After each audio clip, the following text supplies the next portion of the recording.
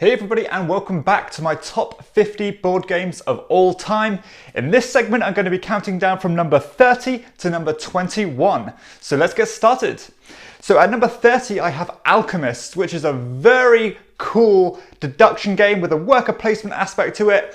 You're basically combining these different ingredients, trying to work out which kind of potions they make, trying to sell them to different merchants and trying to basically publish your own theory on what these ingredients make. It's very cool.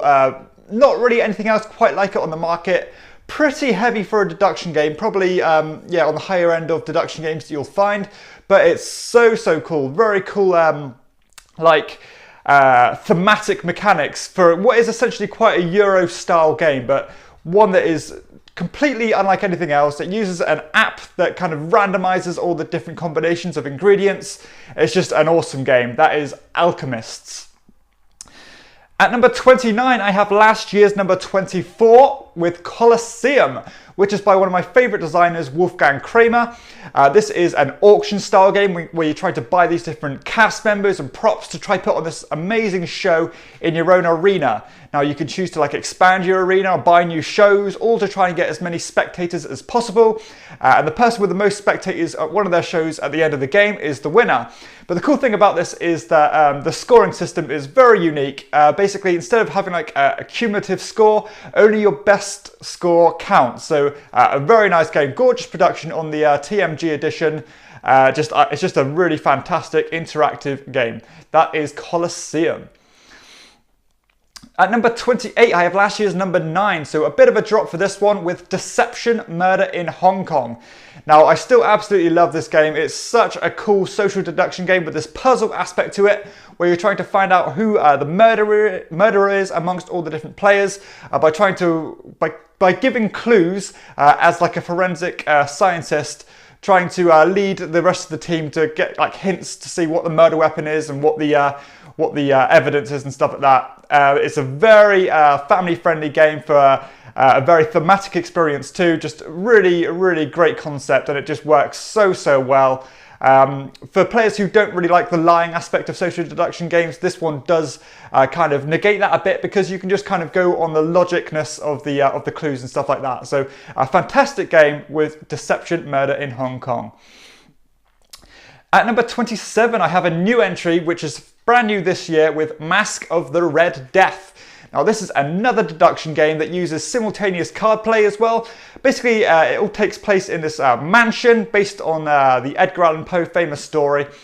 Everyone is trying to kind of schmooze the prince and get as much popularity as possible.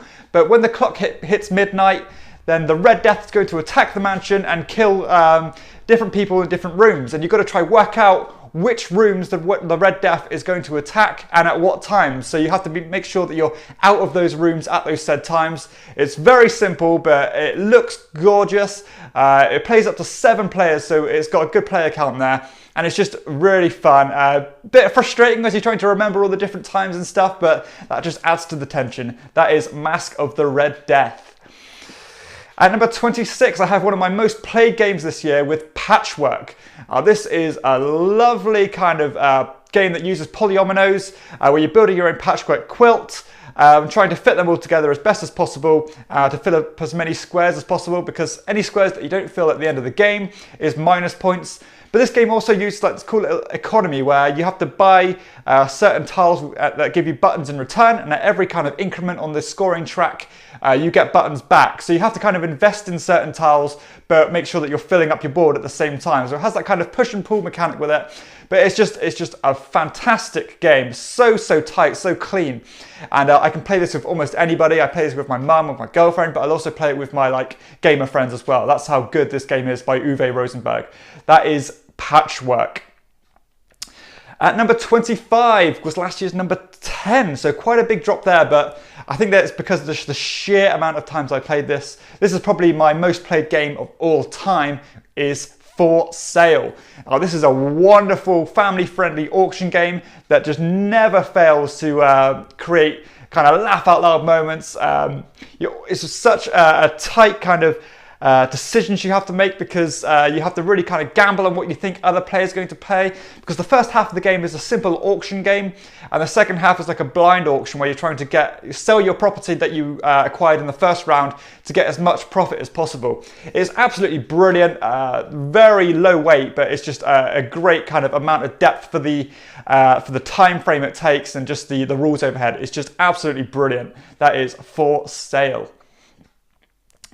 At number 24, I have last year's 22, so just a couple of places this one slipped, with Flamme Rouge. Now this is my favourite race game. It's based on like the Tour de France. It's another simultaneous card play game where you got your own little set of cyclists. You've got a roller and a sprinter, and it's you're playing these cards and moving a number of certain spaces, but you've got to be careful about what cards you play, because anybody in the front of the peloton or the pack of cyclists is going to take like an exhaustion card, which means that you're going to move slower and slower as the game goes on. So you've got to really kind of slipstream behind other players and try and kind of leech off other players' movements. It's so clever.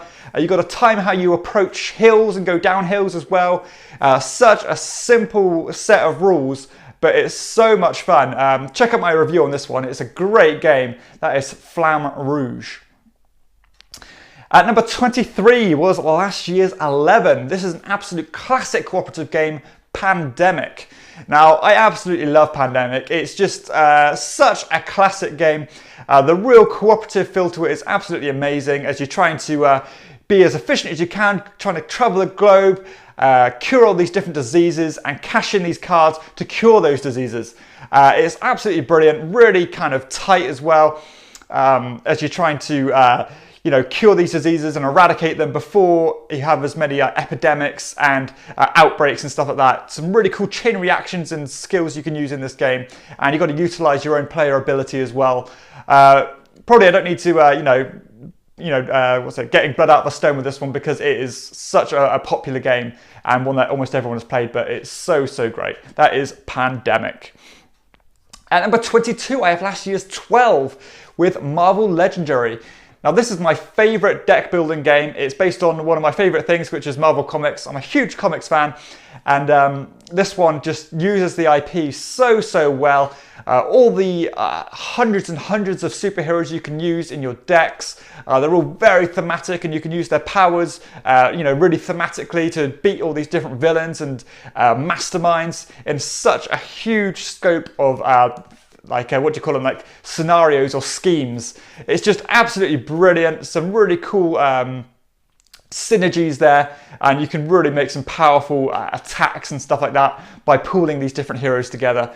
A cooperative deck builder, which is something that normally maybe isn't so popular, but this one does such a great job of it, and I just love it. I love the way it uses a theme, and it's just there's so much content with this one. There really is like you never ever play the same game twice. That is Marvel Legendary. And finally, for this show, at number 21, I have TIEFE TASCHEN, which was last year's number 8.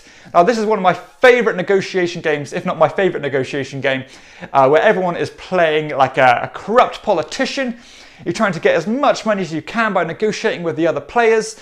Someone is the current president, and they have to dish out a number of money, and the other players have to vote whether they agree with the president, whether they want to kind of kick the president out of power, whether they want to take money off the treasury and stuff like that, and you can bribe each other and everything. Such an interactive and fun game if you've got the right group of players. Just an absolute blast. There's nothing else quite like this one. This one has actually been reprinted now with a different theme called Good Critters, which kind of has like a mafia-esque feel, but I just love this game. It is absolute hidden gem that you really need to check out. I have reviewed this one, so check that review out. So that concludes this portion of 10 games in my top 50 games of all time. So I hope you've enjoyed it. Please hit like and subscribe if you have, and check out my other videos too. For everyone else, I'll see you next time on Chairman of the Board. Bye.